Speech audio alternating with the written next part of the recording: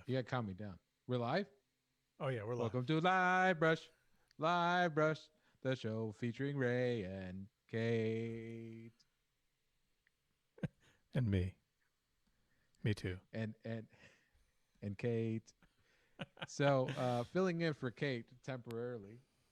Is a ghost, a spooky ghost. It's too good.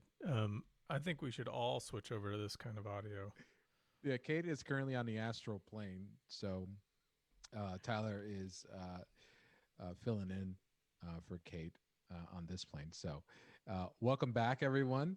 Sorry about the delay, I guess. There was, but we're back. Do you want to talk about what had happened? I want to talk about something really quick. Hey, everybody, Yeah. it's Kate. I'm back from the astral plane. I wanted to let you know that Tyler is currently running the stream. So if there are any audio issues, please direct them right to him. He definitely knows how to fix them. Yeah, I'll be able to fix all of it. It sounds like maybe we're a little quiet, so I'm gonna go run over there and fix everybody's audio. I don't know. Are we a little quiet? I don't know. Let me just turn a bunch of Ray's- knobs. Click, click, click, click, click, Ray's click, click. camera looks a little chunky to me. Let's see if the chat agrees with that. Oh yeah, Ray's camera is chunky. I definitely want to hear more at you. What do I turn up? I got you. Oh, it's happening. It's happening. Look, you're on the stream. Hey, You're on the it's stream. me. Hey, everybody. Yeah, you're Let's see. really quiet. Yeah, it looks super. Well, It's super chunky. Turn my gain up. Yeah, turn your gain up, bro. How's that? That's way better. Give me more. Oh, cranking it. Yeah. Oh, we're in the yellow. No, we're in the yellow. All right, and then I'm going to turn up your audio so we get more of Ray as well. Ray, can you give me some of that beautiful music? Testing. Oh, yeah. Testing. All right, you guys both look better now. Oh, what is going on with this Ray? Oh, Ray, we can see your marquee. Oh, wait, no, wait. It's on our end. Never mind. Don't worry, we're doing it live. We're fixing this. There we go, see? Let's all go to the lobby. Okay, I think I'm better off. Am I think better you're off? I don't know. Much better, my friend. I think we can all agree. That's a better looking Raymond. There it is. He looks all right. He looks good. Hey, he looks good. Give him a break. Okay. Everybody Okay. happy now? How does the audio sound, everybody? Okay. Give us that AV check. We're doing it live. We're just gonna edit Check, this out for check. the YouTube audience. Yeah, we'll edit it out. There we go. Smooth as butter. All right. Well, I'm Ray Bonilla, and I'm being joined here by And I'm Tyler Jacobson. Hey, Ray, looking great. Yeah, Look a little. Yeah, you know. Thanks, Tyler. Thanks. Long time no see, man. You really dressed up. Thanks, man. We'll You know, adjust. 2 guys weeks in a keep row. vamping. Okay, we're just BSing over here while we continue to Big fix. Okay, so thanks so much for your patience, everyone. I see a couple of some new people in the chat. Welcome. For those first timers, this is LiveBrush. I wanted to go on record. I am not Tyler Jacobson. I am, in fact, Ray Bonilla. Yeah, do not be fooled. Do not be fooled. So I'm illustrator and painter from Buffalo. And to my left is my good friend / frenemy, Tyler Jacobson. Oh, we've been frenemies And- for a long time, my friend. Yeah. So we are, so this is a painting stream where Tyler and I paint together and talk about things, mostly about movies and other things, and most importantly, talk about art and answering your art questions. Yes. And Ray, we you are, keep rolling for a sec. I'll be right back. okay. And so we are She's just also gonna attack me. moderated by our wonderful Kate Welch, the pro extraordinaire, who is helping who's our producer and is keeping this ship afloat. So Desperately just trying to offload all my duties onto you guys. But no, it's the reason. So Saucefire in the chat asked, well, then what the fuck is Kate here for? And Exactly. the answer is this. Wow. well, sound effects in production. Obviously the sound effects, but honestly, it's because I really we've been struggling with making sure that the video is the highest possible quality we can get, and the highest possible quality of video we can get is not everybody calling into a Zoom call and me streaming it from a third computer. It is at least one person blasting up their native video. So that is why Tyler is doing his streaming debut today. It's just to make sure we get the nicest quality video for you. And it will be flawless. For you, audience. And it's been flawless because we're editing out the stuff back a few minutes ago. So it's been flawless. Yeah, we're live into tape it while editing. So we hired an editor. That's why Kate can't be. We're using Kate's machine as an editing machine, and then we're going to bring in a fifth machine next stream. Yeah. That's not actually a joke. Yeah, we'll try and get a few more machines on this. I think more machines, the better. And also, you know, to be honest, Kate wants to really give some tender, loving care to the chat. And in this way, she doesn't have to be turning dials. No, I do. I just have to run over to your computer to do it. Yeah. The easy way. Kate's New Year's resolution is tripling her step goal. So that's why she gave Tyler streaming responsibilities. Yeah.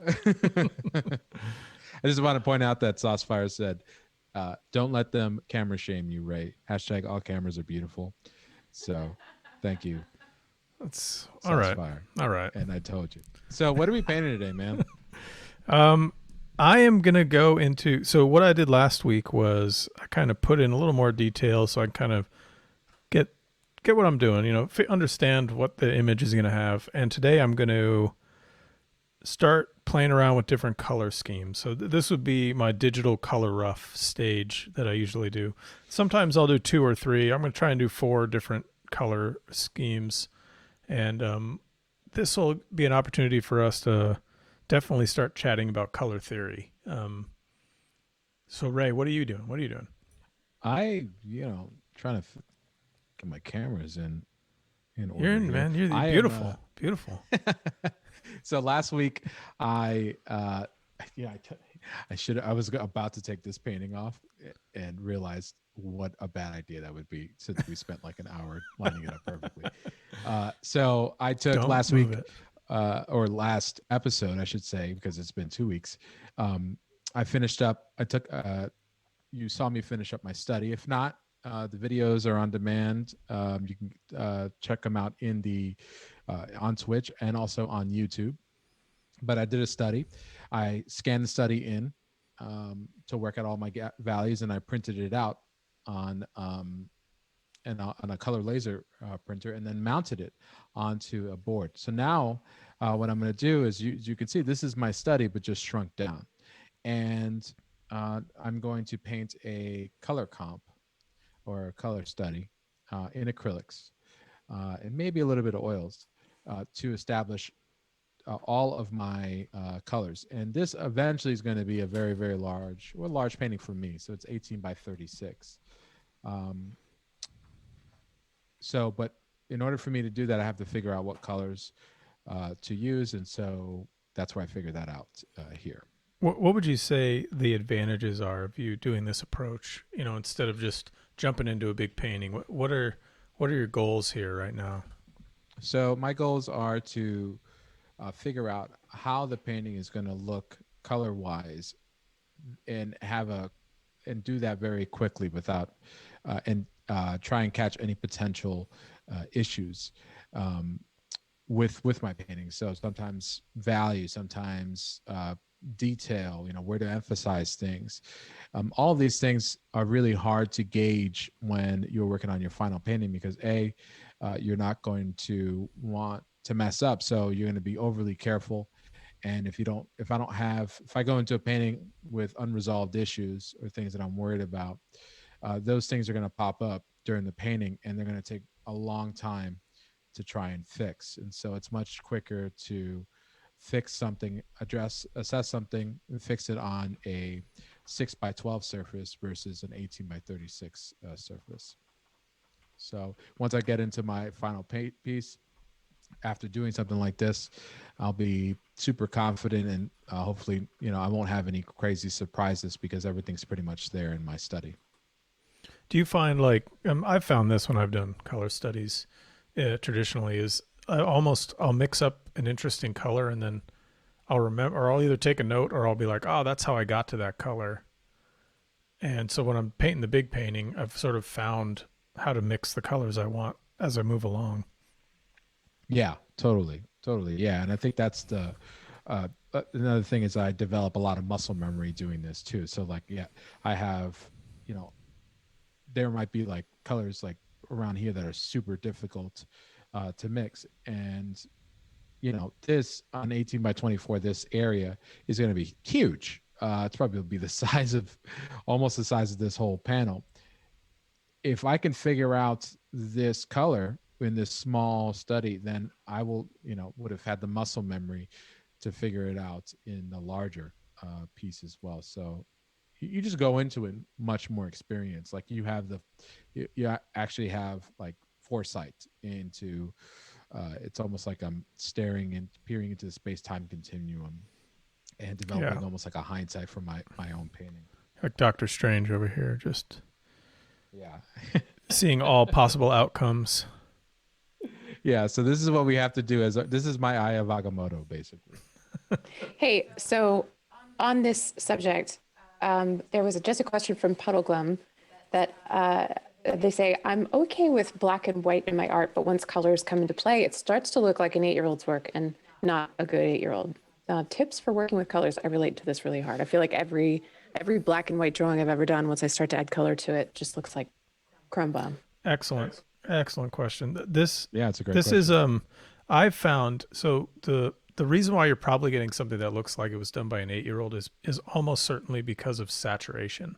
So if you have really, really high saturated stuff, like look at all the media out there, like film and television and illustration and cartoons, all the stuff that's sort of on the side of, I'd say for adolescents or children, tends to be really, really, really saturated and colorful. And so if you're trying to avoid that, it's all about controlling your saturation levels. So if you can keep your saturation and harmony strong, or your harmony strong, but your saturation at like a lower, I'd say almost desaturated.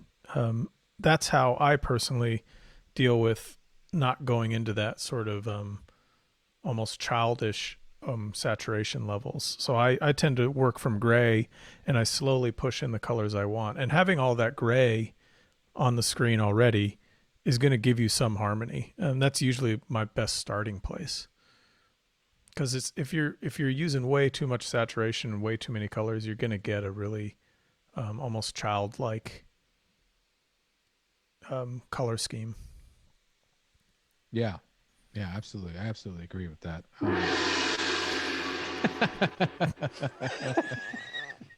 Just testing. Is that coming through on the stream? That was incredible. It should be, yes. And you asked what Kate is doing, Yeah, we were wondering. Yeah, we know what's now. my value now? Hey, Chappie McChapman, this is great. Sorry, this is all very educational and all, but where do you think the movie Krull sits in the pantheon of fantasy films? Oh my Near God. masterpiece. This is a topic very close to my heart because it was, I think, our first date. Yeah, I think so. Krull the Conqueror was your first date? No, not Krull. No, not Cull. Krull. Oh. The masterpiece Krull. I don't think I've ever seen Krull. Holy shit. Excuse my French, chat. Well, It's a multilingual stream for all you newcomers. Kate had never seen this. I don't even think he'd heard of it. And this is one of our first dates. We went to it was a Riff Tracks live. Okay, so right? we're not talking about like the Kevin Sorbo. No, epic, right? sir. No, sir. This is a movie that came out in the 80s. It is called Krull, Krull. And it is, I don't even know how to describe it. It sucks.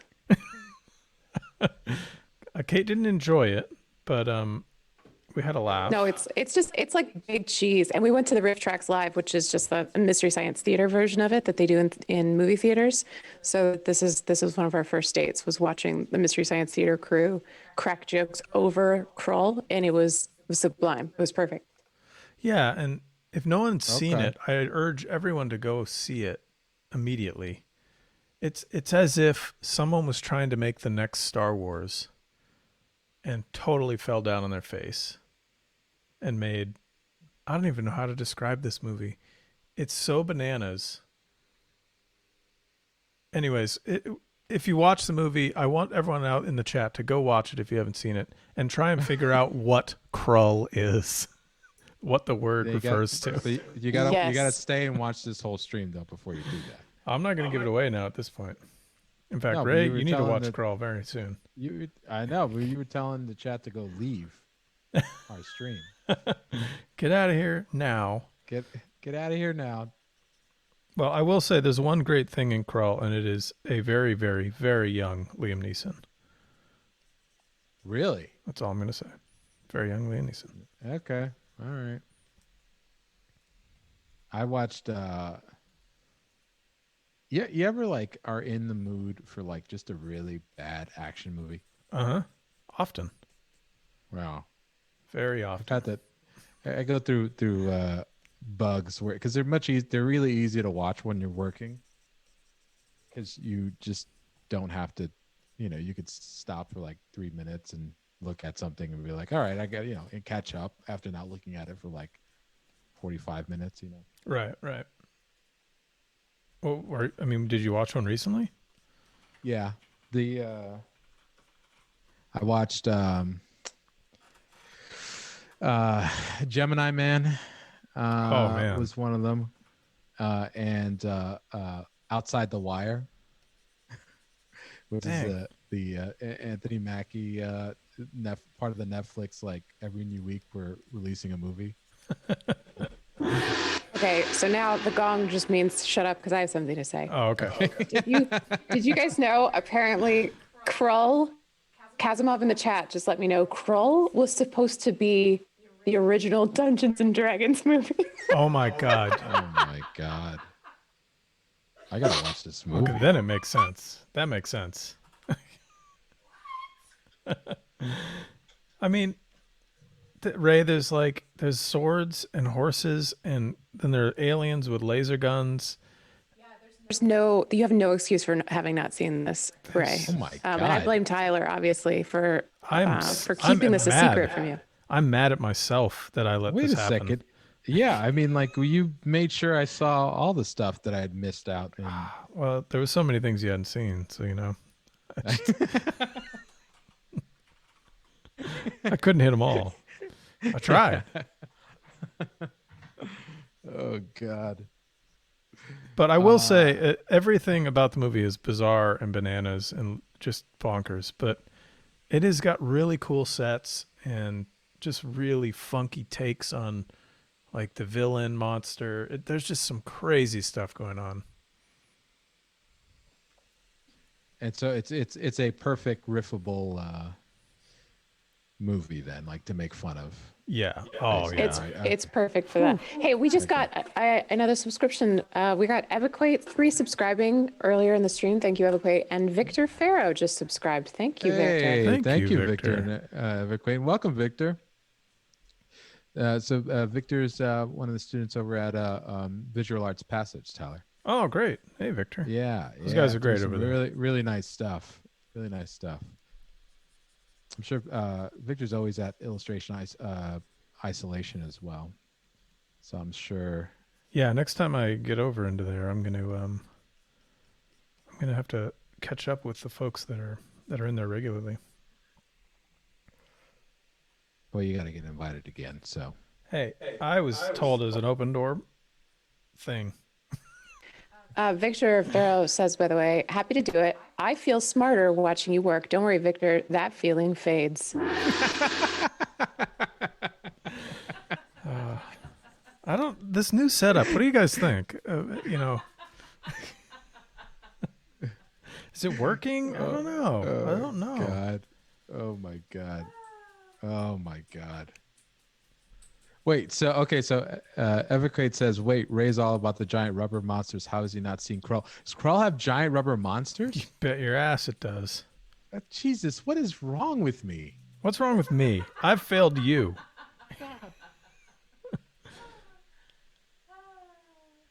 I can't wait for you to see it now. We got to figure out how to do like one of those Netflix dealies where we watch it Is together. it on Netflix? Probably not, Is it on but Netflix? I think we can like sync up, do like find out wherever we can see it, and then both Okay. both hit play Yeah. at the same time. Yeah, for sure. So, yeah, wow. That's crazy. Prepare your eyeballs.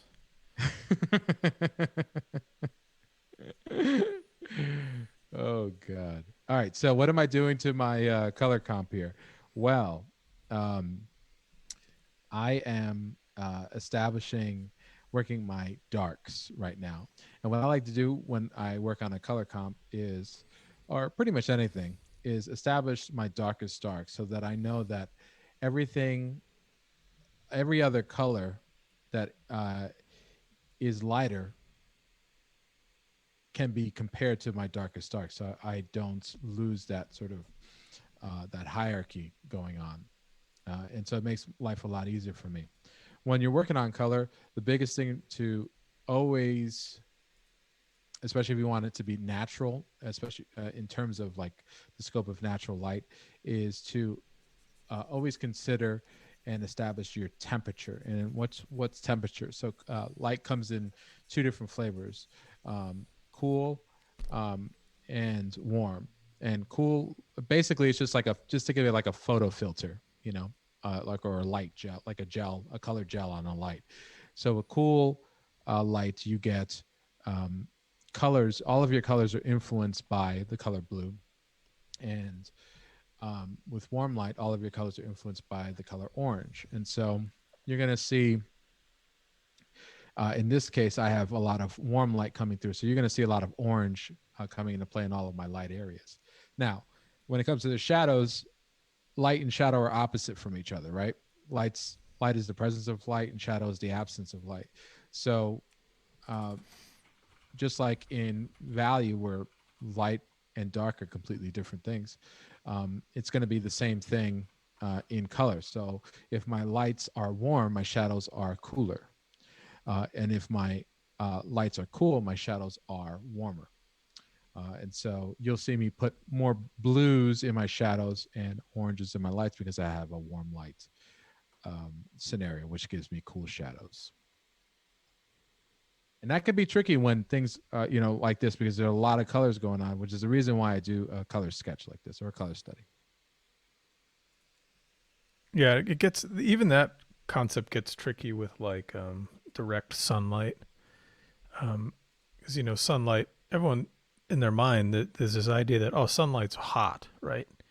It's really warm, but it isn't. The sun is actually white, and it's almost cold, the light that comes off of it. And you can tell that by looking at like if you're in direct sunlight, if you look at the specular highlight at noon on your hand or something, If you stare at the sun, if you look right at the sun, you're shit. Stare right at the sun. Never do that, everybody. Never do that, children. But if you look at the specular highlight on your hand, like at noon, on a nice clear day, you'll see that specular highlight is white and almost on the cool side. The sun is itself is actually like perfect white light. That's, if you got really nitpicky about it, it's very slightly on the side of yellow, but it's really a white. That whole like Earth's yellow sun, it's not. It's a white sun. But so what you end up getting in that scenario is, because sunlight is actually pretty cold, is in direct sunlight you get all this really hot underlight. and it fills in the shadows pretty warm. So just think about playing with those kinds of things like Ray was talking about, the balance of what color and temperature your light is, and that's going to directly affect the color and temperature of your shadows. Yeah, and that's why like direct sunlight is. How often do you use that? Because I tend to like use like more like 2 o'clock on type of light where it's like it's obviously kind of warmer, you know. Yeah, I do too. I think that noon light color is almost boring. Yeah. So things always look better in that golden hour, when the sun's starting to set and it's actually becoming warmer. And the reason it's becoming warmer is because there's more air that the light has to pass through, and so it starts pushing towards the red light spectrum. But that just looks better because you get all these really beautiful purples, and you get the most colorful times on Earth are going to be those times because of it makes all the sunlight really warm and all the shadows are really cold and purple and beautiful. So I mean that's why they call it the golden hour. Oh, and Ray's really good at that. I'm not good at what Kate just did though. No, you're terrible at it. So one thing that I like to do, because Ray's talking about establishing these things with acrylic paint. I play around with these same ideas, but with different layer formats in Photoshop. So right now I have you can see I'm turning it on and off. I have a photo filter, which is one of the adjustment layers. And I like to play around with this a lot because it's set to blue, or it's set to a cold temperature. It's set to cooling filter 80. And this is essentially color keying all my colors. So it's acting a lot like if you're doing an oil painting and you glazed one color over the whole thing transparently. So it's going to color everything to this kind of blue. But you can see that the warms are still surviving. They're just toned to the blue. And I can keep playing around with this. Like say if I wanted more warmth, I can create another photo filter and I can make it really hot. And let's see, I'll make this a layer mask, blah, blah. And now I can paint this in. So I can paint the warms into this area behind him. Maybe it's really hot behind this guy. And that way I'm not really thinking too much about color right now. I'm just thinking about temperatures, like Ray was saying, to start with, solving those temperature shifts first. So this is all over gray, and I'm really just messing with how I want the temperatures to shift on this astronaut spaceman type thing. I've already put in some colors just as a general idea, but I'm going to keep keying it to these photo filters first. Yeah, that's great. That'd be akin of like almost like starting off everything with like a blue sort of wash or a blue kind of undertone, right? Yeah, I mean, in a sense, yeah. In let's say like if you're working traditionally like Ray is, let's say if he printed that like at a higher key so it was all kind of washed out, and then he got an airbrush and glazed in transparent blue all the way across the whole thing, you'd be getting the same effect, right? And then if you just if you took the blue out of the airbrush and you put in orange, then you could start lightly brushing in the hot areas as you went. And I'm just doing that with a filter one filter that's warm, one filter that's cold. You can do it there's so many different ways to do this in Photoshop. So you can do it with overlay layers, colorized layers. I just like the photo filters because they're kind of set to different camera temperatures as a preset. So, I've never used it in Photoshop. I've used it in Affinity Photo. Oh, really? I should really do that. Is that an adjustment layer? Yeah, it's just one of the adjustment layers called photo filter. And when you open the dialog box, it has a bunch of preset filters. So it has a warm filter at 85. It has a warm filter at 81. It has a cool filter at 80, a cool filter at 82.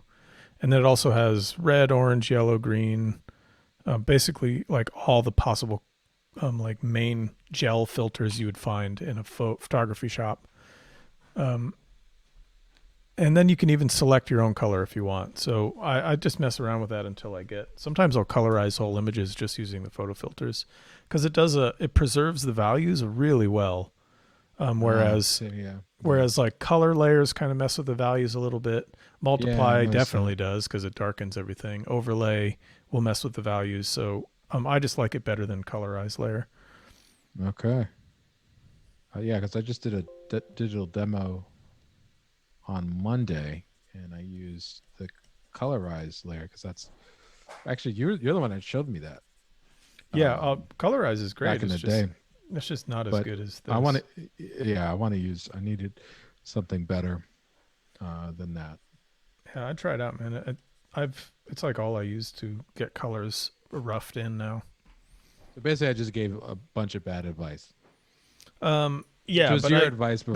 That was my long game to mess with you. No, there's no hard rule. I actually use a combination of photo filters, overlays, colorize, and multiply when I do color roughs. So just play around with all of those to find the different advantages of each. I like overlay because you can get nice glowing effects out of overlay, because it will change the value at the same time. So Tyler, we got a question from Nito _ Ray, Re. Were those thumbnails scanned in or painted digitally, Tyler? They look like traditionally painted. Oh, these are Twitch surprised emoji, or like the wild emoji. These are digital. So last episode I was messing around with this, and I was just painting out a bunch of thumbnails. But as you can see, it does look traditional when I zoom in on it, because I was just using this canvasy chalky brush that I have in Photoshop. I think it's one of the basic Photoshop brushes. But it does just it gives you all those nice organic textures. So I like to sketch out with that quite a bit. But yeah, these are digital. We got another question from Aaron Rufino. Did your schooling ever cover the psychology of color, or is it something you picked up on your own? Oh, interesting. Shoot, I'm not even sure I know the psychology of color. So, okay. Can I give my take on it? Please. Now, and this is totally my opinion on it, so I want everybody to take everything that I say with a grain of salt. And everything that Tyler says with a metric ton of salt. Yeah. Good rules for everyone. So I've taken classes on the psychology of color. To be honest, for me, I think that plays zero factor in my work at all. Like, I think the things that affect the psychology of the piece, at least for me, in my work, are the values and the composition. Like, people say, oh, yellow is can be like a color that can make you uneasy, but you could do the same thing with green, or you could you could make yellow feel uneasy, or you could make yellow feel relaxing in the scene. It all kind of depends on how you stage it, value, storytelling, and so on and so forth. So there's nothing. I remember somebody had said that about, like, oh, it's the reason why people like pink, because it's kind of calming, but I remember doing an illustration where I used pink and it made you feel uncomfortable, so like, I think it all depends on how you use the color. There's no really inherent, I don't find that there's an inherent feeling in color. Yeah, I don't know. What do you think, Phil? I'm with you on that too, because it's like, it's all contextual, right? Color is super contextual. So if there is a painting that some art historian says is uncomfortable because it's yellow, it's probably because that yellow's vibrating against something else. Right. So whatever that painting might be, maybe there's a whole bunch of purple kind of snuck in there, which is going to cause it to vibrate, or something that's out of harmony. Like on the other side, like not on purple, but maybe there's like some green slipped in there, or just something that's going to cause it to be uncomfortably out of harmony. And it may not. You could do that with any color. It's a matter of color theory, I think, and less of a like natural emotional response from people. But then again, I haven't read too much on it, so. Hey, we got rated by Steve Sketches again. Thanks, Steve. Steve Sketches. Steve Sketches. Who is Steve Sketches? Is Steve Sketches somebody we know? Yes, yeah, because they met you. Remember? Oh, yes. Just like, hey, Tyler, blah, blah, blah, blah, I met you. That's right. That's right. I'm trying to remember where we met. And that's verbatim what the message said. Yeah, I think that was it. That was Sorry, exactly Steve. it. Steve Sketches. Obviously, your first name is Steve. Your last name is Sketches. But if there's another, we actually haven't met in person, says Steve Sketches. Oh. If there's another human name that we might recognize you by besides Steve. There you go. So Steve Sketches, I was definitely on point with how you guys met in person. So, You see what we do here, though? You come into our stream and we force you to reveal your identity. yeah.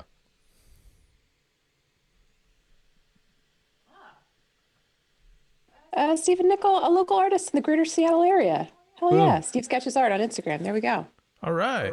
Well, thanks for There we go. Figured it out. Nice. thanks for dropping by, man.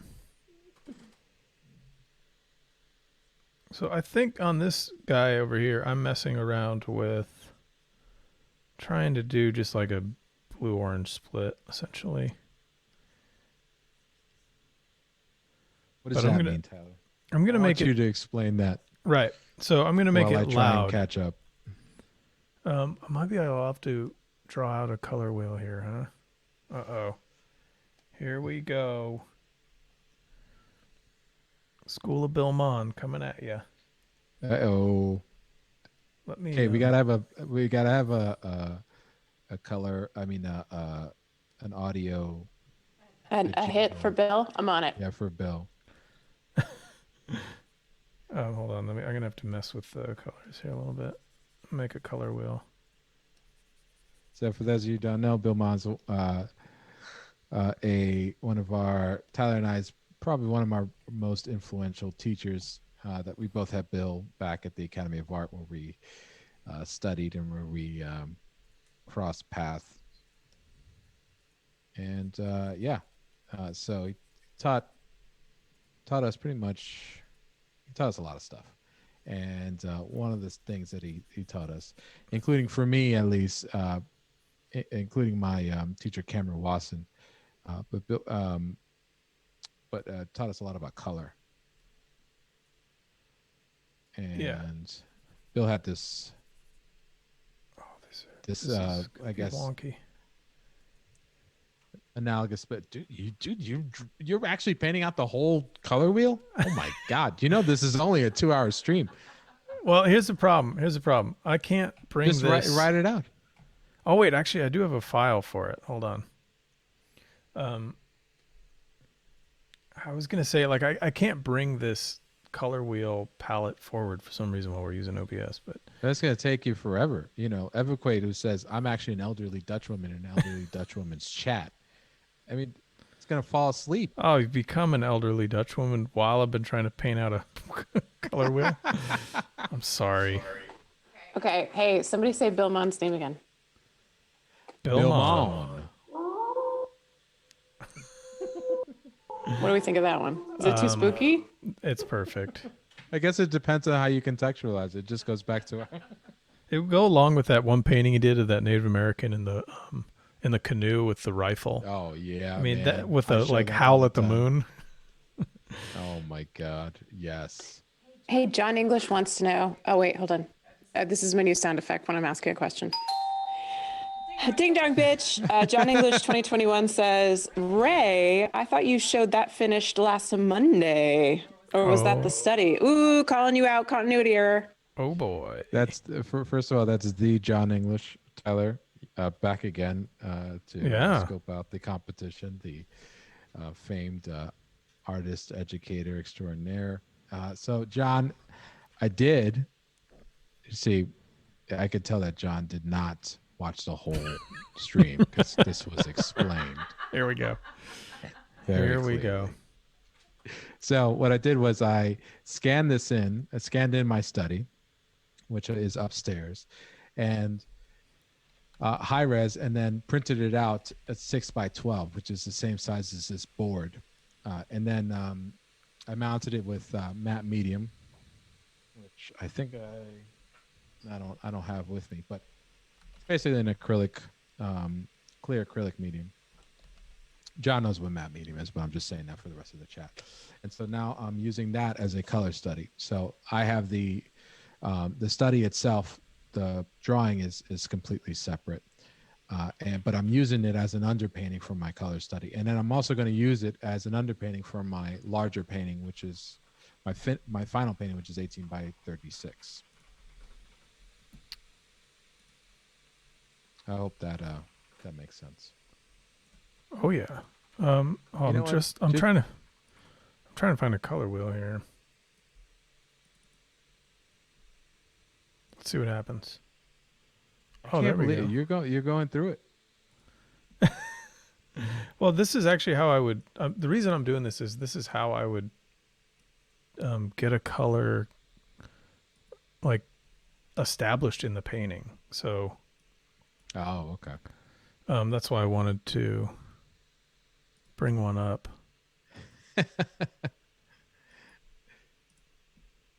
There we go. So Oh boy.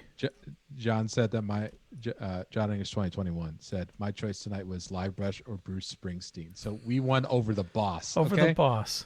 Incredible. Take that, New Jersey. I'm actually blown away by this because it's the boss. I mean, are we better now? Have we finally done it? Have we reached? Of course. Yeah, we have. We finally did it. Okay, color wheel. What was I talking about? I wanted to try and do a blue-orange split, essentially. So I'm gonna make a little thing here so you can see what I'm talking about.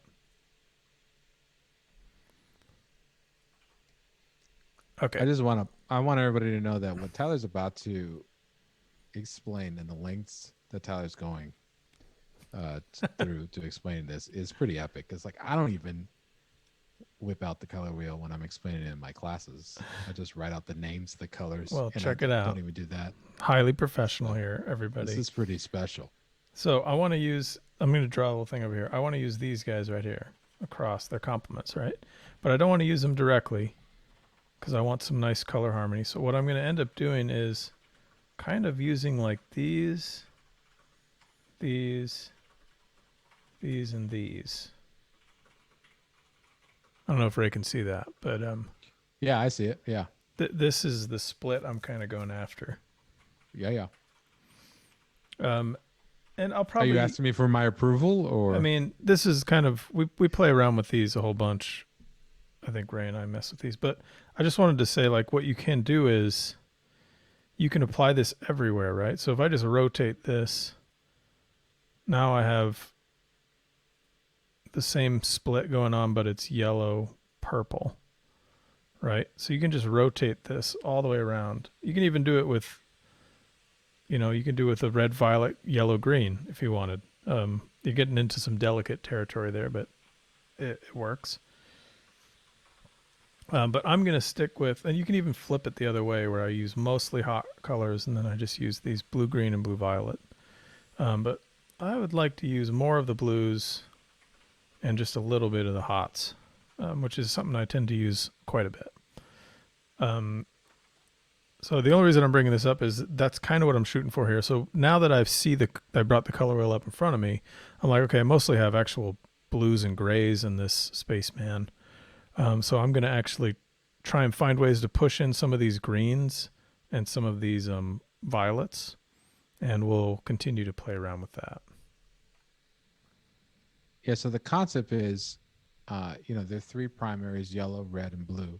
And what Tyler is talking about is he's allowing, in this case, the blues, like blue, anything associated with blue, to be kind of like the overall influencer of the scene, and anything he wants to pop or create like interest, or what's called like a focal point, he'll use one of the colors that are opposite from the blues, which are the oranges in this case.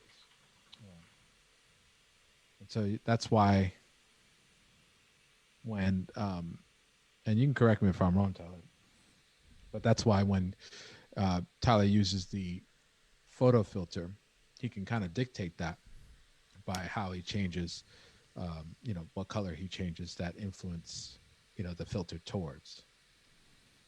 Yeah, exactly. Right? It's allowing me to, I can mix color at the same time, and I can dictate the overall tone. So that's why I like the photo filters, because they mix with each other really nicely. If you have a local color that's like really bright red, and then you start putting photo filters over it, you're seeing that red through those other colors. If that makes sense. They're acting just as a gel, so it works pretty nice. I'm glad you explained that. Honestly, what type of color scheme am I doing here? This looks like a red split. Yeah. Yep. So it's going to be a lot of reds with green as the accent, and it doesn't make any sense now, but it will at some point, or maybe it won't. Hey, ding dong, I've got a special delivery. Question from Joby Door. What if it happens to be that it wouldn't be appropriate for the focal point to have the hue that you have chosen? Or is that just planned far ahead? Can you repeat the question? Nope. Yes, Joby Door. What if it happens to be that it wouldn't be appropriate for the focal point to have the hue that you have chosen? Or is that just planned far ahead? What do you do if you need to change your hue as you do the piece? I think I understand this. If this is like, I have to paint Superman, and his outfit is bright blue, and you don't want to have blue in the image, is that kind of what we're talking about here? So like if someone says, okay, so yeah, exactly. So if someone's like, we want you to paint Superman, but we don't want any blue in the image, so it's inappropriate for Superman to be blue. I've actually heard of this happening. Walk away from the job. Walk away. I've actually heard of this happening with with like other blue creatures, like blue dragons and stuff like that.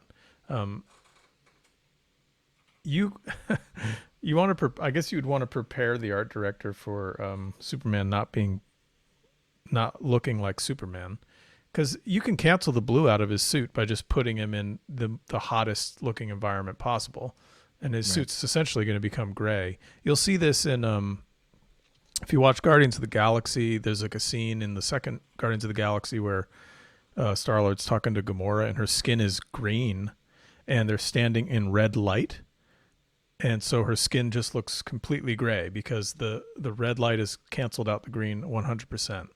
And that works great on film. But if someone asks you to do that in an illustration, you should probably like check them. It's something they may not have thought about, but you should say, like, if you don't want any blue in this image and you want Superman in this image, his suit's not going to look blue because I'm going to light the whole thing with really, really warm light. Just so you can prepare them. Because I've had situations where I've done that, where I've had a particular character that maybe had blue, let's just say blue, and I put them in really, the scene asked for really warm light, like firelight. So I basically painted the blue skin of the creature gray because it would have to be gray. And then they're like, well, it needs to be blue. And I kind of had to have a little email exchange with them explaining that like blue light can't exist in this scenario unless you relax the other constraints. Yeah, it'll kind of break it, right? I mean, it just can't, like, it's physically impossible for it to exist, and it will break it. Yeah, it'll make it this really uncomfortable looking image, because it's oversaturated orange and oversaturated blue just aren't going to sit together. Now you could bring the blue like slightly out of gray, it's going to look a little strange, but it's going to look blue if it's gray anyways, just for because of context. Yeah, Evacuate's saying this kind of goes back to the 8-year-old color saturation, doesn't it? Yeah. I mean, what was that term, Ray? It was from some artist that Bill mentioned a bunch. It was the light envelope. It's something I bring up a lot. Dude, that's so good. Oh my God. Oh. It totally breaks my concentration, but I love it. Evan in chat, if you love it when, if you approve of the jingles, or I guess it's the Foley. The Foley, yeah, the new Foley artist that we hired. We got rid of Kate. We hired a professional. Oh God, what was that? What were you talking about? You know, it doesn't matter. Who cares? Oh yeah, the light envelope. It's this, metaphorical envelope that has. Yeah, but who was talking about that? I think Bill had brought it up a bunch, but he was talking about a particular. He's talking about a particular landscape artist that I can't remember. Anyways, the whole concept is, there's only so many colors you can achieve under particular light scenarios. So that's the envelope. If it's like really warm orange light, there are certain colors that just can't live in that space. So you'll never get them. It'll always just be gray. And so you have to be really aware of that light envelope. Yeah, I agree. Leroy Neiman? Was he talking about Leroy Neiman? That sounds familiar, probably. We'll just colors all over let's the just place. give it to them.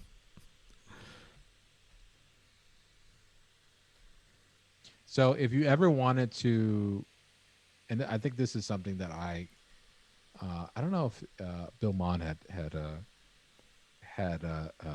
recommended this to us, but I remember seeing, there it is,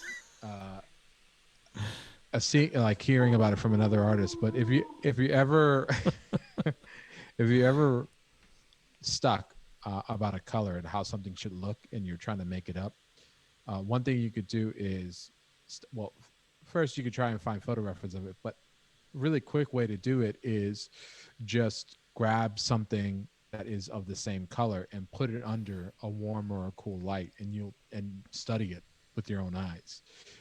And I used to do that all the time, especially warm light was a really hard, very difficult light for me to paint in, and go figure. That's like my favorite now, right? It was like the worst thing. I would avoid it at all costs. And so what I used to do was, like, especially like reds or blues were horrible for me in terms of warm light.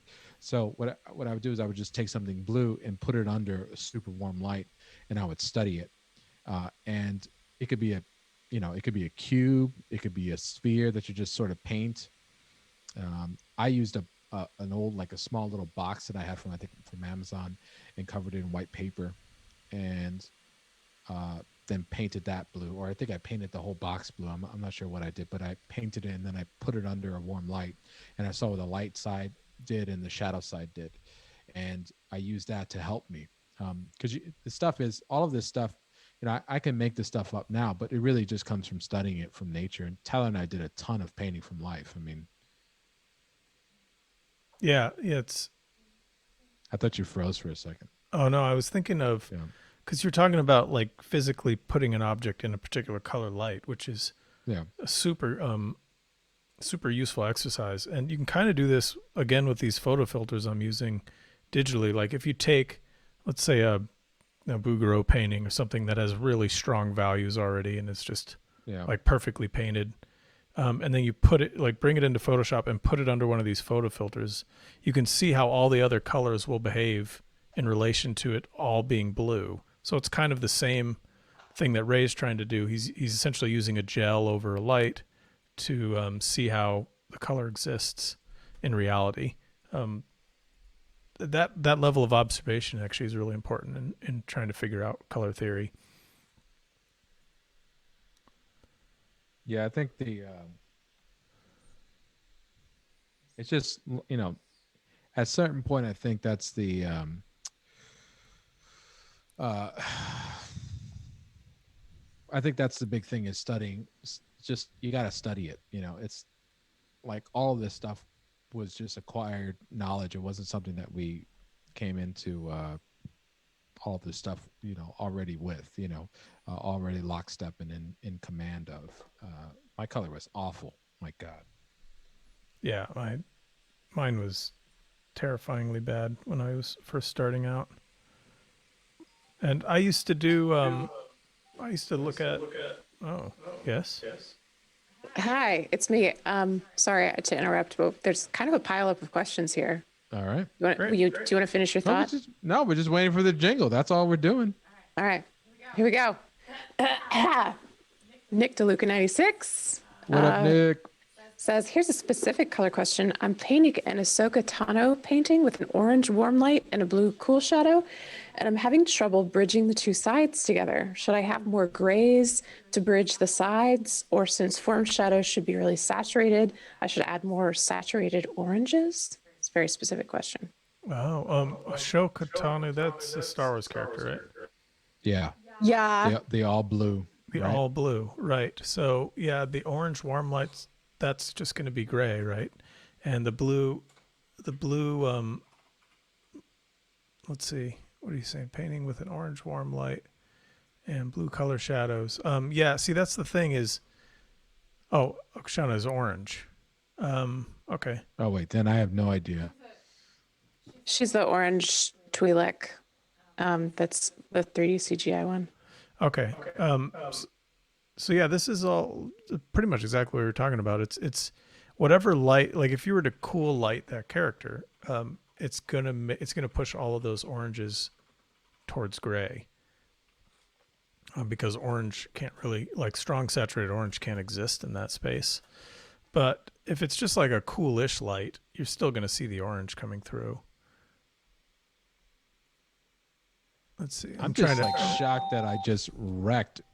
I completely like Yeah, put you damage guys to my really Star embarrassed Wars, yourselves. my Just Star Wars nerd credit, man. It's incredible. I hey, only know stuff from the original trilogy. from the fat Baron.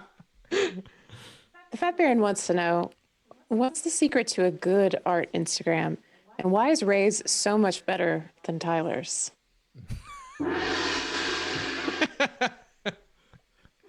Well, Sir Baron. What's your? Hold on, I gotta unfollow some people. Let's give an F in the chat for the question of. That's the question of the day. We're just gonna point that out. Nope. Tyler, you want to answer that? Tyler, you want to answer that one? That was actually a lot more. Tyler, your Twitter is like, you're on Twitter all the time, right? No, I mean, I don't know. I've got a love-hate relationship with social media. I just try and post art on the things, but I post mostly on my Instagram. Because it's also, just you're NDA'd out of your mind too. yeah, and there's that. Like I've a lot of NDA stuff that I just can't post, so it's usually I'll get a flood of posts that I'll throw up when a new set for Magic or something has come out. And so that's when I get the most activity. I tend to not repost other stuff except for in stories. So yeah, I don't know if there's a secret. Don't do what I do. Do what Ray does. The only NDAs are the ones that I sign with myself. So it's a lot easier for me to post new work. I could literally finish a painting, take a photo of it, and post it on Instagram. So that helps. I also go to Instagram a lot to be humbled because there's so many awesome artists. And so I realized instead of saving, like copy and pasting them or saving them onto my computer, I just save them on Instagram. And then I started posting in the stories because I secretly wanted to see what, save a day's worth of, or have a day's worth of inspiration instantly accessible to me. And that's how my story sort of evolved, which is kind of nuts when you think about it. Just sort of kind of happened. Yes. Hold on, I gotta get the door. Woof, woof. Keep going. Aaron Rufino wants to know, generally, when you move on to the next color study, do you try to do something completely different, or do you evaluate what was working in the previous study and try to build off of it? Oh, that's a great question. You can answer it. No, that's Aaron's talking about you, man, not me. All right. Can you repeat the question, please? I had to close Photoshop because it was getting really slow. Oh my God. I'm sorry, Aaron Rufino. I'm so sorry about this. This is a paying subscriber. All right. When you move on to the next A color VIP, study, mind you, a VIP and a paying subscriber. When you move on to the next color study, do you try to do something completely different, or do you evaluate what was working in the previous study and try to build off of that?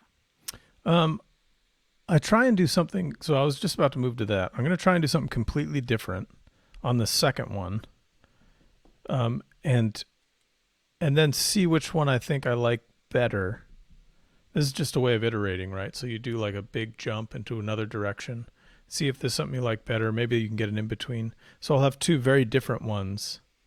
I might even do like a completely opposite color scheme on this side, and then I'll evaluate like which one do I like more, which one's better, and then I might take one of those and try to tighten it up and maybe tweak it just a little bit. So I'm hoping I can get at least 4 versions in that way. But I was going to show a different method of doing that on this guy. One other method I like to do is let's see, I like to pull a gradient over the image as an overlay.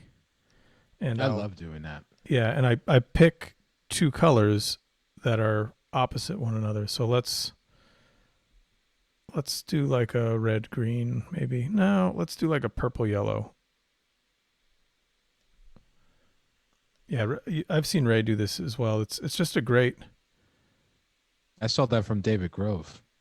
Oh, because he would airbrush it, right? Or he would wash it in acrylic. Yeah, he'd wash it in gouache.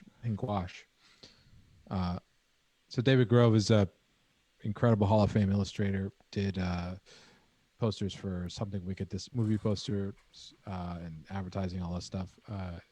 Something Wicked This Way Comes, The Outsiders, Never Cry Wolf, all these other things. But if you ever look him up, David Grove. He's amazing. You'll see what we're talking about. Okay, so I'll pull this gradient over just this spot here. Oh, that's the wrong one.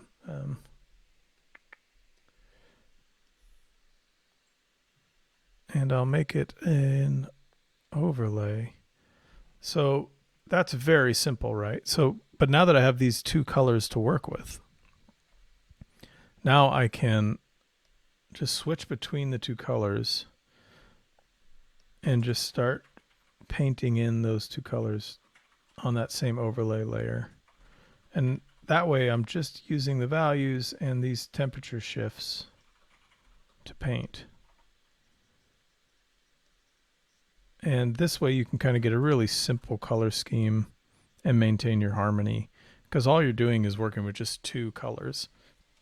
And once you get to a spot that you really like with these 2 colors, then you can start inserting other, like if you have a color wheel up, you can start inserting more colors that exist within that harmony, or you can start graying things out, and it's just a nice way to work.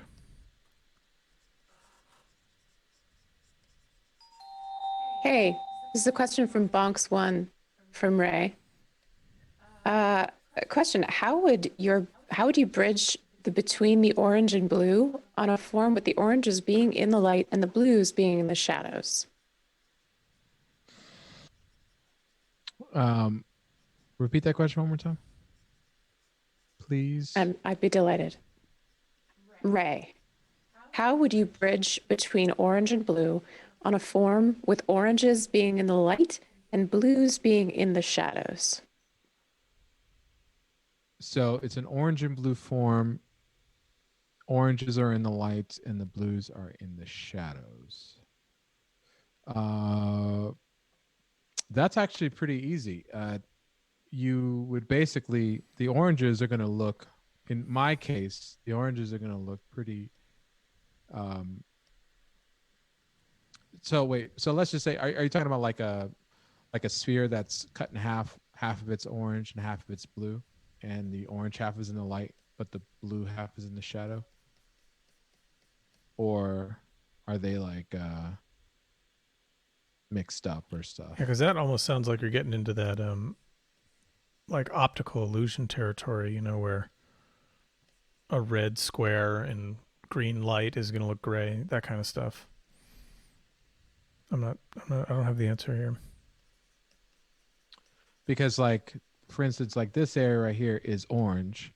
It's going to look, because it's a warm color, because warm colors are just associated with orange. Um, it's going to look very warm, very orange in the lights because the light is warm, and then in the shadows, it's going to look very dead, because it's cool. And so what I do is I intermix a little bit of like a little green with it, maybe a touch of like a blue, and I'll sort of put that in. And you just want to you want to make sure your values, first and foremost, that your values are right. Um, but because if you, most of the color problems are value problems. Oh wait, hold on. Let's see. Bonks one step more than I'm pushing an effect with an orange object and trying to push the shadows into the blues. Oh, Oh, they're okay. just So going it's to an be orange gray from that. object. Oh, Yeah. yeah, yeah. So it's the same thing. It's like this basically. It's just, I don't know if this is popping up on the camera, but um, so let's just say it's like an orange shirt, and it's got, um, if it's a really bright orange shirt, and it, let's just say the means it's super orange, and let's say the light is really warm. If it's warm like it's bathing, you can make the light super warm, but then when it goes into the shadows, you just got to decrease the saturation a little bit more. And so you would mix up like a something that would kill the intensity of the color, and that's usually things that are a little bit more on the bluer end, the blues. Um, you could easily just take something like something that's super orange like this, and mix in like almost like a green, with a yellow and a blue into that orange, and then you're slightly graying it. You don't want to lose the fact that it's orange. You're just desaturating the orange itself. So it's not going to be a completely. It's going to be a completely different color, but the hue, the main color, is going to remain the same. It's still going to be orange. It's just going to be a more desaturated version of it. Um, so I hope that makes sense. Yeah, you could do is just take an orange outside, and you'll see what I'm talking about, especially like when the sun's coming down, or just put it under like a desk lamp, and you'll see exactly what I'm talking about. And don't just look at it with your own eyes. Take like a gray card, like just a piece of a board, or like maybe a piece of cardboard or something like that, or a piece of paper that's gray. Heck, you could paint it if you wanted to yourself, but punch a hole in it and view the colors in the light and the shadow, and you'll see what I'm talking about. I mean, you could use your fingers to do that, just to isolate the colors, but having a gray, something that's a little bit more neutral, will help you see the difference. But just study the color, and it'll make sense. But the big thing to remember too is, if it's an orange, like all of the colors around that have to be supporting that notion. So like, if you have, that's the reason why Tyler puts orange over the whole thing, because, or green over the whole thing, is because that color or that quality of lights is influencing everything. So in Mm-hmm. my case, this orange, there's a really orange light that's coming through, so it's going to really mix with all of the colors that I have in all of these areas. And so when I'm done filling it in, it's going to look like that. However, right now it looks super weird. uh, you notice like this looks like almost acidic, this stuff doesn't look right. It looks really kind of odd. But the more I fill in, the more I'm contextualizing my colors. And once that happens, you'll start to see how these fit over the whole, um, into the whole scheme. Um, Yeah, I'm trying to rig up that context here that Ray's talking about. Like if I colorize this whole thing like red, you can see here. I'm going to try to do this. It might work. We'll see.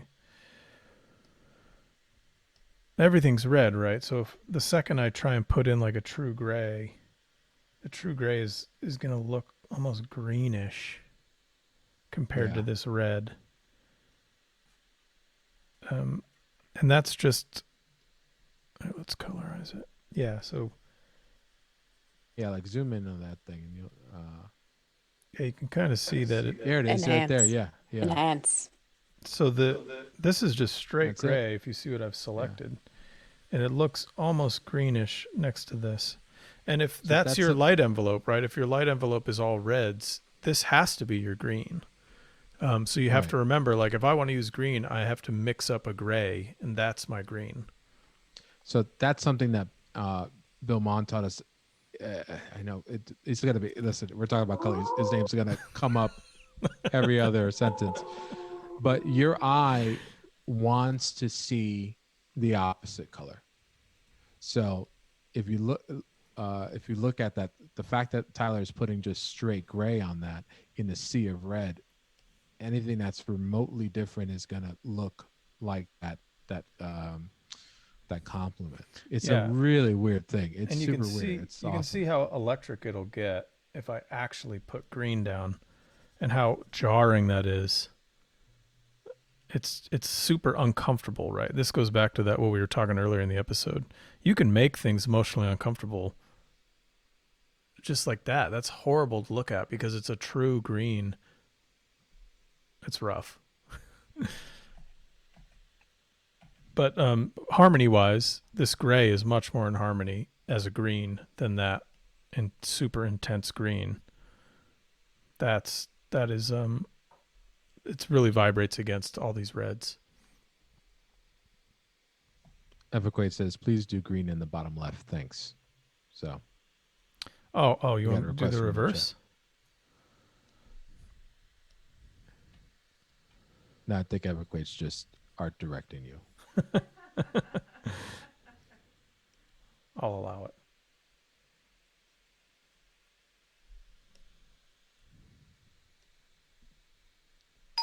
There was a question earlier from Victor Farrow that I skipped over. I'm going to get back to it. Ray, are you placing the green issue next to the yellow with your piece because you're secretly a Green Bay Packers fan? Or is there an actual color theory behind your choice? Why not both? That's what I think. So on my palette or on my painting? On your painting, I believe. Okay, so the green next to this, is that what this is? Is that what I think so, yeah. It's okay, like putting yellow and green together. Yes. So Victor, right now, that's actually more of it looks green right now. It's actually more of like a kind of a blue, but in this context, it's going to be green because there's a lot of reds in this area. It kind of goes back to what Tyler's saying. But I am actually just spotting in the color that I'm seeing on what's ultimately going to be on my reference. I know that this is kind of a blue green. I got to adjust. What I like to do is just kind of put my color around and not completely fill everything in. And that will allow me to keep my drawing in line while also seeing my color relationships. And so this study is all about color and because my drawing is already done, all my values are already done. So I'm just kind of spotting things, and you'll see me kind of fill in the rest of this stuff very similar to this. And it kind of goes back to what I was saying before about like, it's not going to make sense, but it will once everything is finally in. So you'll start to see these colors start to change color when and they will. These colors will change color. Will start to change color as I start to surround this color with other colors, and that's something, and that's what Tyler was saying, which is the reason why. And you're going to notice with with both what Tyler and I are doing is we're working very general to specific. So we haven't, like, we're working the whole entire image. When it comes to color, I'm spotting in everything. I'm not trying to finish one thing off. And you see what Tyler's doing that by basically keying his entire scene before working into it, which is another great way of working it. Yeah, and you can do that like Ray is doing it, and I've done it too. Probably in this first one up here is I kind of let that initial color key just be gray, because then I'm pushing things out of gray into particular saturations. But if I'm working in that gray space, it won't let me go too far into really saturated color. Like if Ray put down like straight red, it'd probably be like outside of what he wanted to do with because he has so much gray up there at the moment. So it's kind of a way of controlling you so that you don't get too far out of saturation, or too far into like heavily saturated colors. It just checks you into one space.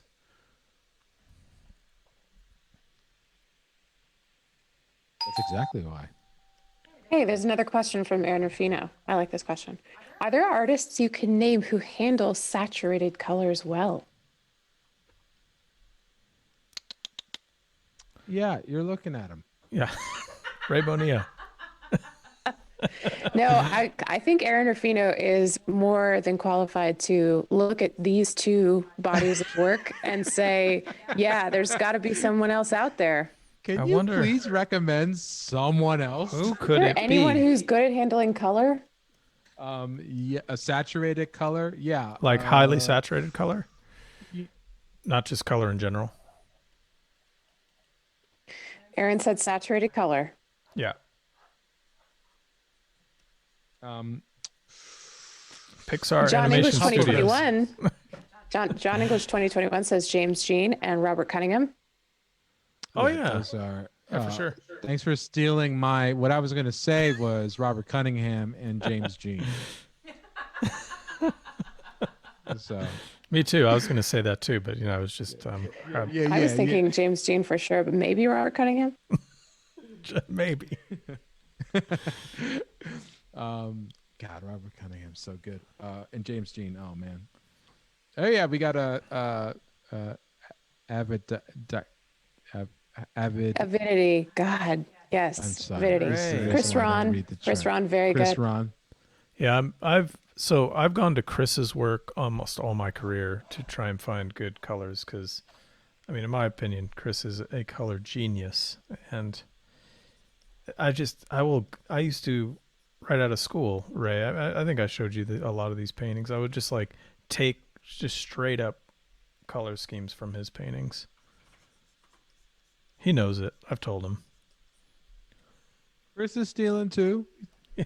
What do you Well, think? yeah, and if you look at a lot of Chris's stuff, he said this too. He's looked at a lot of the Brandywine guys. He's heavily influenced by those dudes. Yeah. I mean, so- saturated color. It's a good question. There's a lot of landscape painters I'm trying to think of that actually do super saturated stuff. I'm thinking also comic book. Are you thinking like Bill Sienkiewicz or Bob Peak? Thank you, John English 2021. Yeah. So, Making you look good over there. like, I'm thinking more Bob Peak and Bill Sienkiewicz.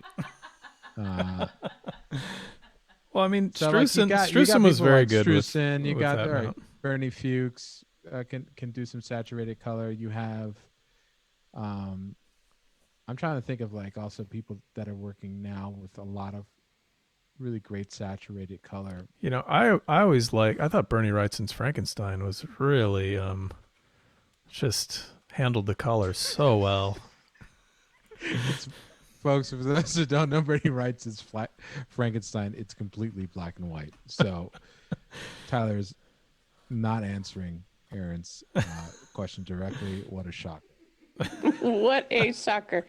Hey, a question from Puddleglum. What are your favorites of the classical masters, and why classical meaning from the time period up and including Monet, not strictly classical style painting? So up to Monet. Oh man, I don't know if I have my there's dates. a lot. Up So to Monet's, Monet. yeah, up to Monet. So there's plenty of artists right there. I mean, like you were saying, Bouguereau. Yeah, but I mean, one of my favorites is Eli Rippin, but I don't know if he worked. Yeah, He's in yeah. that same time period. Okay. Oh yeah, Ribbon for sure. Totally. So good. You got Repin, you got Sarov, you got Isaac Levitan. John Singer Sargent. I thought we were only naming Russian artists.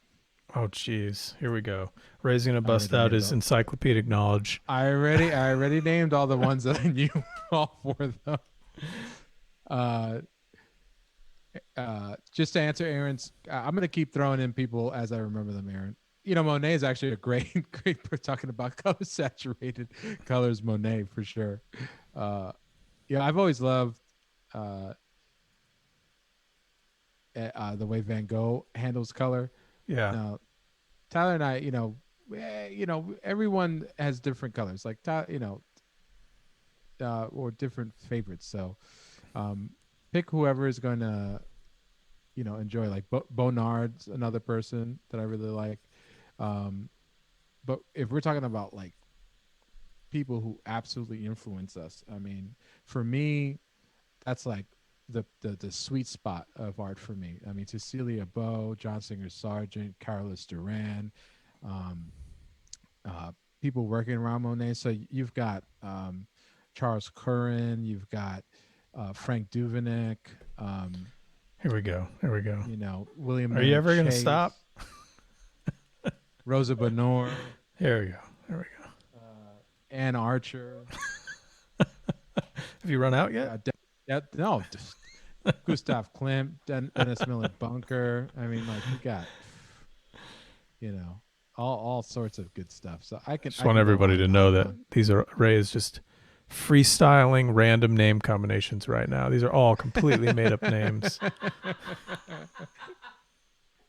It's pretty good. They're really genuine. Yeah. I'm just going down the alphabet, I do think that if you can't name like 10 random artists who can paint good, you probably shouldn't be an adjunct professor. I'm just saying. Or maybe an artist. I mean, there is a certain quality to doing research and understanding like who's working out there and who worked out there. And that's also like a specific time period. I mean, like we're talking like from the beginning of what we know as art to Monet there's a lot of people. I mean, like that you're gonna miss, like Velasquez, Vermeer, and Rubens, and like all these people. Mm-hmm. Now, if you if I only had from like 1858 to 1958, like 1900 to like 1950, you could condense a bunch of artists doing that too.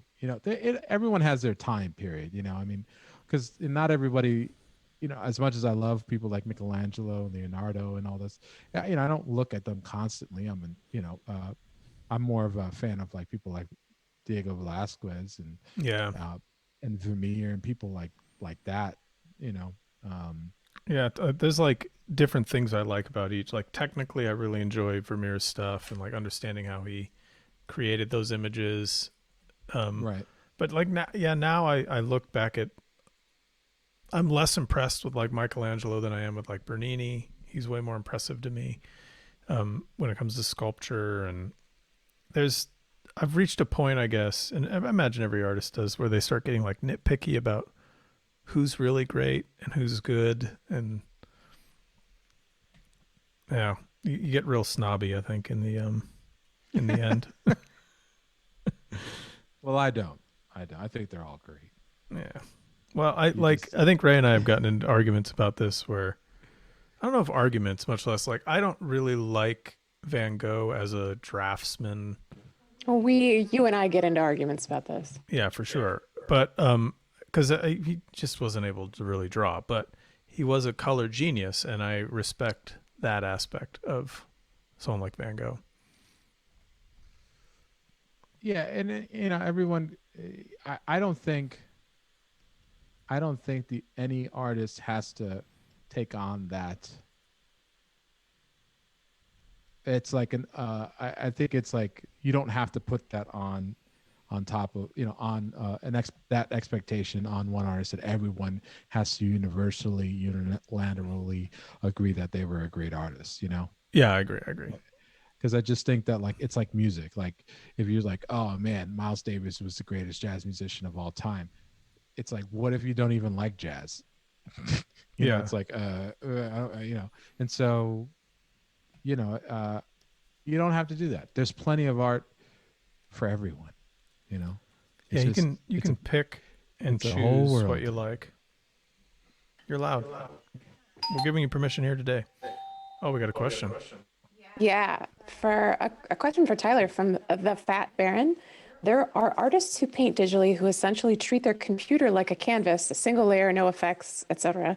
Right now, you're taking advantage of digital-only tools like blending layers. When you paint digitally, do you tend to one or the other, or is it situational? I tend to be on that side of treating it like a canvas. So early on in these stages, yeah, I use all the blending layers and mess around with them a whole bunch. But when I get into painting the actual image, it's very flat. I kind of use my layers as history. So if I'm going to paint a hand, I kind of make a new layer and paint from there. I have had to in the past keep all my elements on separate layers, Oh my and God, yeah. it's a huge pain. But I still end up I'll make the figure one layer and I'll paint into that. And it's all pretty each one of those layers is essentially flat. So once I get it to a certain stage, I'll just collapse it all into one, and then I'll keep going. I don't tend to have like a huge ton of layers. In the end, it's all very flat because I'm just like if I want a cool effect that's glowing, I'll do an overlay paint in, and then I end up flattening it and then painting around with that and more because I don't want these really like airbrushed, really digital looking effects to dominate the image. So I'll tend to create an effect with a blending layer, and then I'll go back in there and paint parts of it manually so it has a lot more of my mark making in it. But yeah, I'm on the computer like a canvas side instead of a really complex, like heavily photoshopped, multiple layered image. Well, I think, and you can correct me if I'm wrong, but I think the way I paint digitally is identical. But I think our traditional background had a lot to do with how we frame, digital painting, because we really don't care about the medium. We kind of think the same way regardless of the medium.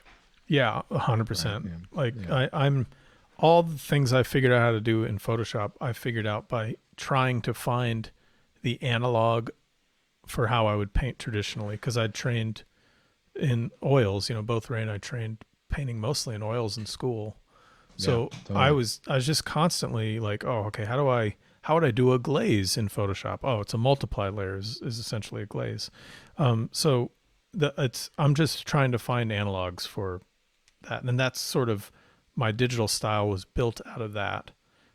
Whereas I know there's some people who didn't paint traditionally at all, and they're amazing digital painters. They almost have like a different way of thinking about Photoshop than I do because they started from the Photoshop tool first, whereas all mine is just trying to find analogs. Yeah, but also we also look at it as like for instance, you said a glaze, right? We also were taught like, okay, this is a glaze. Here's why you would use a glaze, and Yeah. this is what a glaze does. And so it's no longer like a little technique-y thing. It's like, okay, here's a solution to a given problem. And then it's like, okay, if you have this problem, this is what you do with it, and so on and so forth. So it's never really like I think like even people that have purely digital backgrounds, they might use different words to say, like they might speak in tools, but they're solving the same exact visual problems as we're solving, to just using different words, and maybe different manners to do it. Yeah, that's, I mean, that's essentially it, right? It's all about visual problem solving, and there's no wrong way to go about doing it,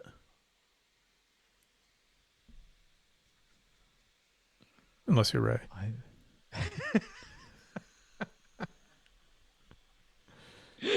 I was like, man, why is he pausing so much?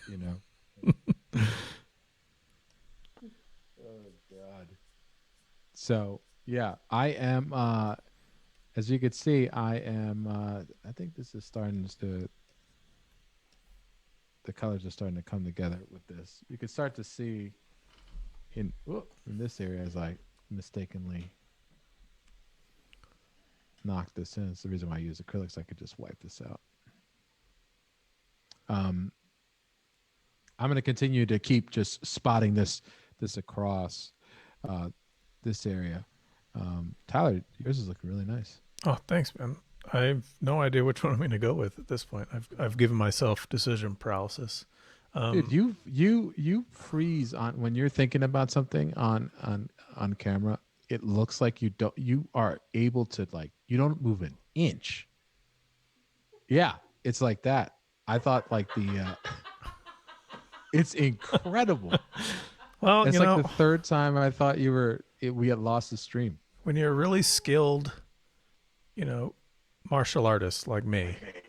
It keeps terrifying me also, Ray. Like, I keep looking over and thinking, oh God. Oh, thank you. Thank you. No, it's not just you. All you have to do is study the martial arts for your whole life. And then you can become super stealthy, still warrior like I am. Just take practice. Wow. Thanks. Thank you. Appreciate it. I love that one. That's okay. Much appreciated. Thanks for coming out. Yeah. One of the things I did want to try and mess with here that I don't know if people have messed with as a digital tool, but there's a really great tool called a gradient map in Photoshop. And this allows you to, I wish OBS would capture these little extra pop-up windows, but it won't. It's hard to talk about gradient map without doing it. But what it will do is it maps colors to values. So this is one of the default ones you can see. So it's mapping orange to all of the higher value stuff and purple to all the darker value stuff. Yeah, that's great. And this is a great way to do what Ray and I were talking about earlier, which is to get that instant map and gradient over the light to shadow. So if everything in this scene is warm light, but and you have your values correct in your initial sketch, you can get that almost immediately. So I'll have everything that's sort of lit, I'm going to have in this orange, and then I'll have everything that's darker shift to blue, and you'll get that effect pretty quickly. And it's a great way just to kind of key in your colors right away. Now this is like pretty heavily saturated, but it does the trick that I'm after, and I can use this as a foundation and start building in more colors. And you can make your gradient really complicated. I like to use ones that almost look like an underpainting. That's one of them right there. I love that. Yeah. Oh, you got them saved? Yeah, I have a bunch of presets just to mess with. Oh, that's cool. So you can kind of, I like using this one a lot. Yeah, that looks just a foundation. You painted it. That other one looks like you painted like an umber and white, because it cools down and gets a grayer as you're adding more white, and then it warms up quite a bit when you're getting darker. That's great. Yeah, and that's exactly how I built the gradient. So I got this from Lake.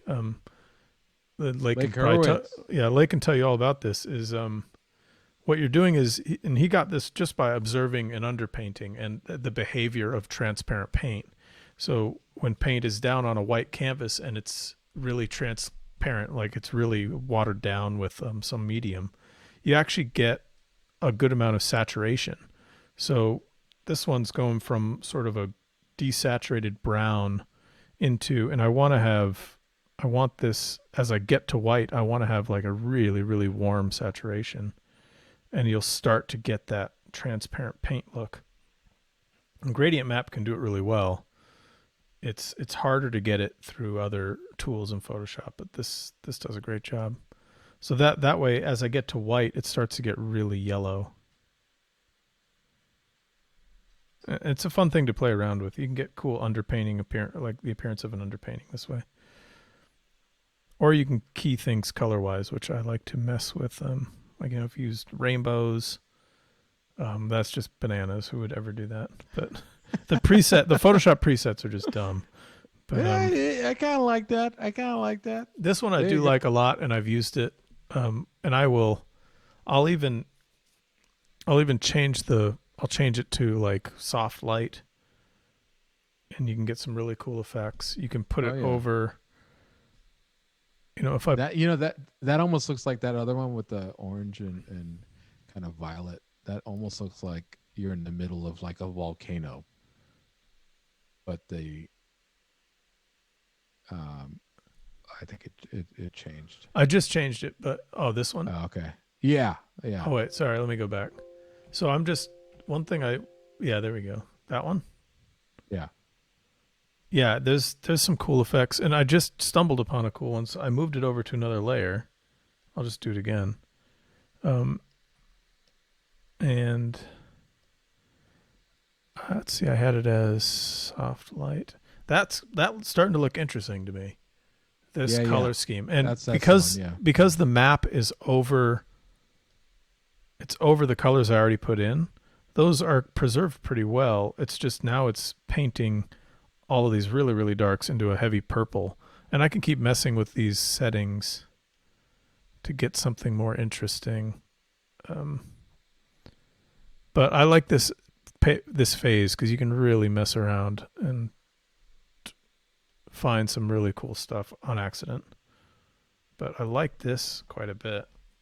It's got so that one right there, right, with like the volcano look. I mean, that's what we were talking about before in terms of if you look at the darks, they feel cooler in a way, but they're not really. If you were to look at that and place that out, they might look warm in another, completely super warm in another in another painting. So its color's all relative, basically. So is what I'm getting at.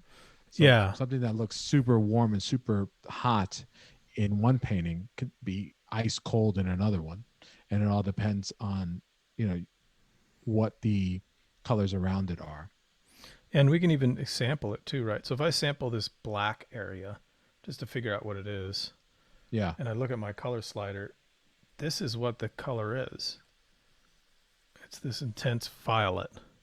Yeah. Just really dark. And then if I go to this, it's this crazy red. So this gives you an idea of what the color envelope is now that I have put this gradient map over the whole thing.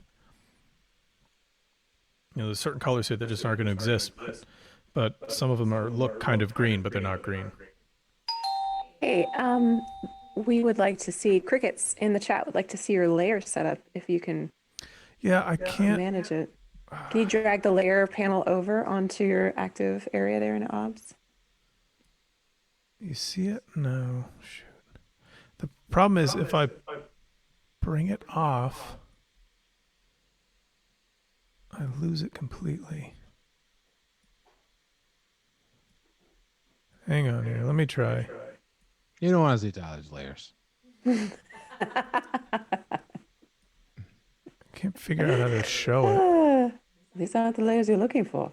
Also, while you're working on that, thank you to John English 2021 for subscribing for 6 months in advance, boys. Wow. Oh, wow. Thank you. Thank you, John English.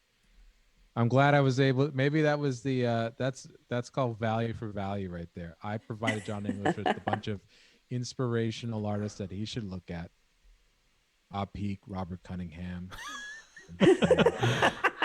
John, I think you're really gonna enjoy these artists.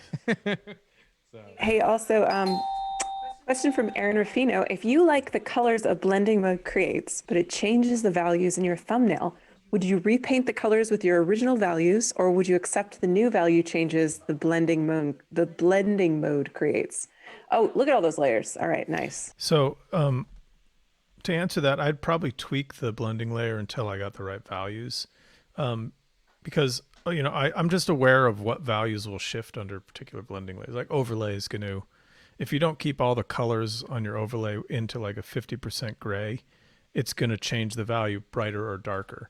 So I usually tweak those effects until I get the right thing. But to look at my crazy colors here, all of these this is how I start painting in. You kind of see, like there's that gradient map. I have it alt locked to this one.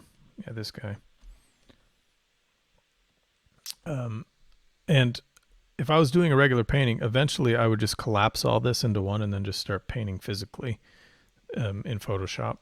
But early on, I will mess around with these Photoshop tricks. This is one thing I like. I can't really zoom in on this, but if you can see, I have there's a little arrow poking out of these other layers above it. And you can get that just by holding Alt down and placing your cursor over between the two layers and clicking, and it will lock the top layer to the layer below it. So everything you do on that layer will only appear on the layer below it. Great little trick, especially if I only learned this because I was doing so many layered images for D&D where I had to have every single element of the image on its own layer. It became insane if you wanted to try and change like the overall temperature of just the figure and not the whole background. So alting things to those layers was really great, and using layer masks. But yeah, these are just the layers I'm using here. It's kind of crazy looking, but this is how chaotic evil I am when it comes to dealing with layers. F in the chat if you're more confused than than not confused. No, that's yeah. Do That you makes need me to total sense. repeat Aaron's question, by the way, or Oh yeah, repeat Aaron's question. I thought I Okay. might have answered it, but I don't know. did you? Okay, I wasn't sure. If you like the colors the blending mode creates, but it changes the values, would you repaint it with the original values, or would you accept the new value changes? I see. I mean, So can I ask you a question to double up on that? Like, how important are values to you? they're way more important to me than what the colors are. So if it changes the values in a way that doesn't work for me, but the color's right, I will shift the values again. Yeah, I'll go back in. I'll either hand paint them or I'll mess with that layer until I can get the values back to where I wanted them. Because that value pattern is something I've thought a lot more about in the preliminary sketch phase than the color, and I want to keep those values there because they're there for a reason. That's the thing. Like it just based off our training, like values are like 100% the most like number one priority when it comes to stuff like this. If it was, color is always secondary when it comes to that, because it's just it's the very foundation of like the image itself is all lies in the values, and the colors are informed by the values. And I think that's the Aaron Rufino says Tyler has values, good to know. Yeah, but they're not nailed down. They're not that important. But it is important to keep those in mind, because whatever values you picked were, at least in my case, I picked them for a reason. So once you start obliterating those, you're going to start to lose your initial intention. But if it looks your cool, form, you could lose your form, you lose your focal point, you could lose your entire composition. yeah, and that's you don't want to. I mean, I don't know. I mean, sometimes you'll find like cool things that happen when you mess with the curve or make something darker than you wanted it to be, and it looks way better. Yeah, that's great. But if you've really established those values, you don't want to start messing with those, because they all have a purpose. which is why we start with underpaintings like this. Like the way my underpaintings guide informing the colors that I put down. If I had a really nice color and I liked it, but threw off the if it was too light or too dark, it would throw off all of the other values around it, and it wouldn't. I would risk losing the read on the form itself. It might not look round, or it might not look like light, and so the values are, at least for me, they're gigantic and important. So Yeah, and I'm doing that over here right now. Is this? I really like this crazy red thing that I did down here, but I've lost the definition on the value transitions for these little guys' capes. So I'm going back in with an adjustment layer to bring them back to brighten them back up so that I can see them, because they were important to my composition earlier. So I'm just going to go back in and paint them back out with an adjustment layer. No question, just a 10-minute warning. Oh, we need a different sound for that. I'm on it. Womp, womp, wow. No, that was not good either. no.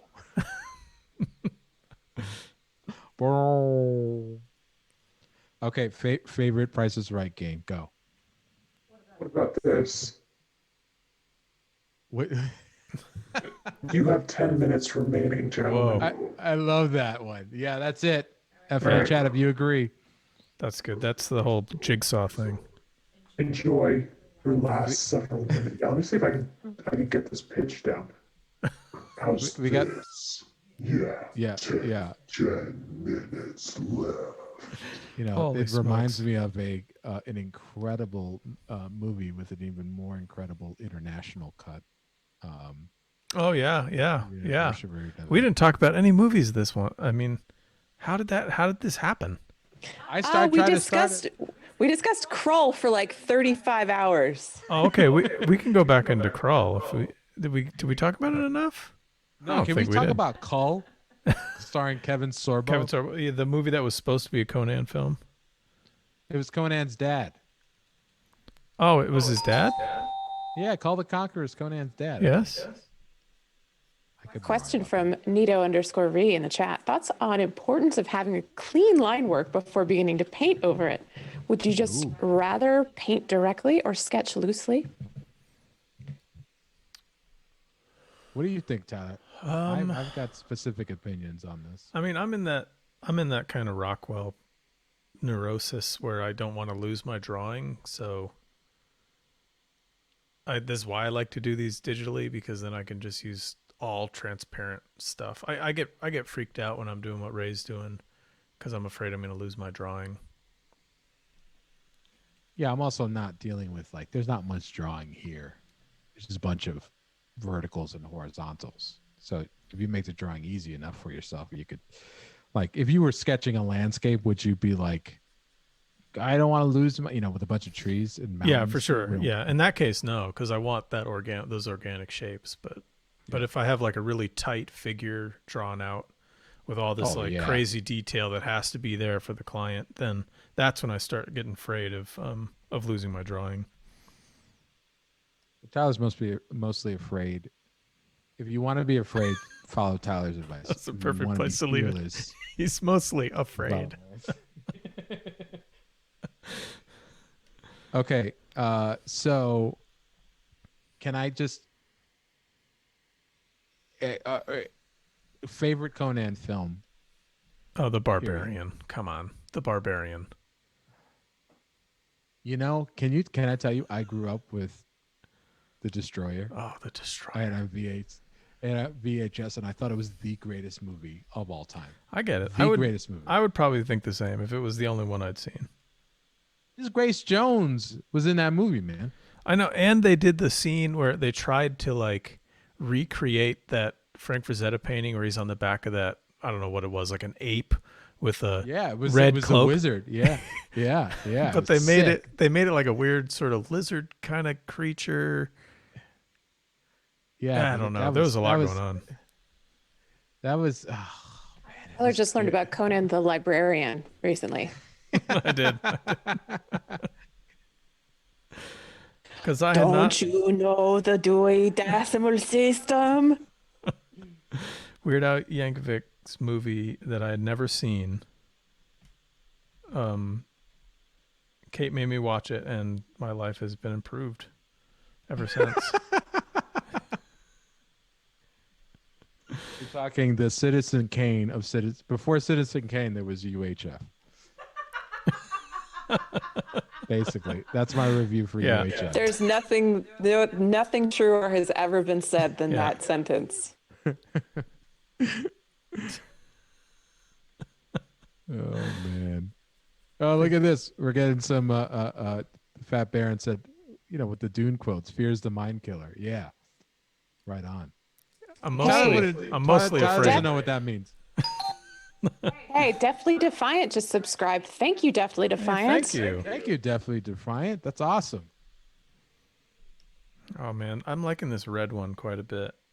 It's crazy.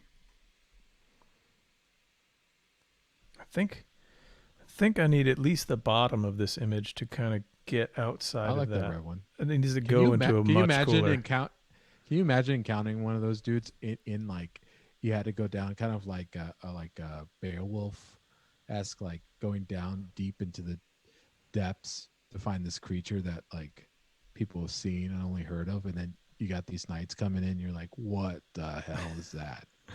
Yeah, dude, That you're hitting the nail on the head as to what I'm really trying to go after in this. It's just something bizarre. Yeah. And it's just like, what?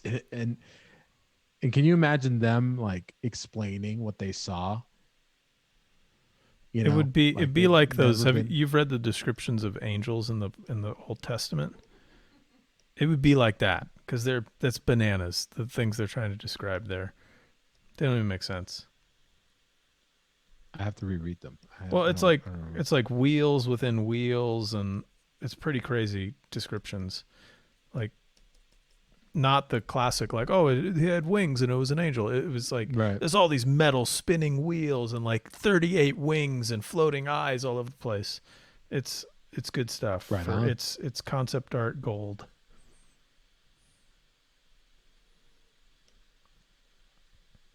Oh, here we go.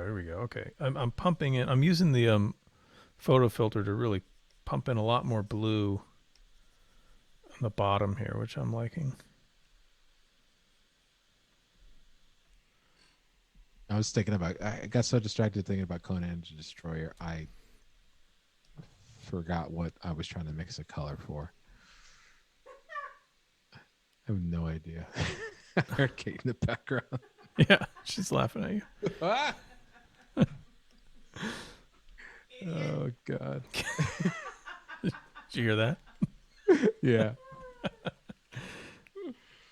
So here's a fun little thing that I'm going to mess with here now, and is I want this knight, this guy, to stand out a little more, and I'm not going to change his values, but I am going to change the temperatures. So I'm going to have his chainmail be way more bluer than it probably should be in this lighting condition. Just because I want to give him a little more contrast without messing with the actual values. I'm going to do it temperature wise. So that's another way to fool around with contrast and composition, is to use temperature.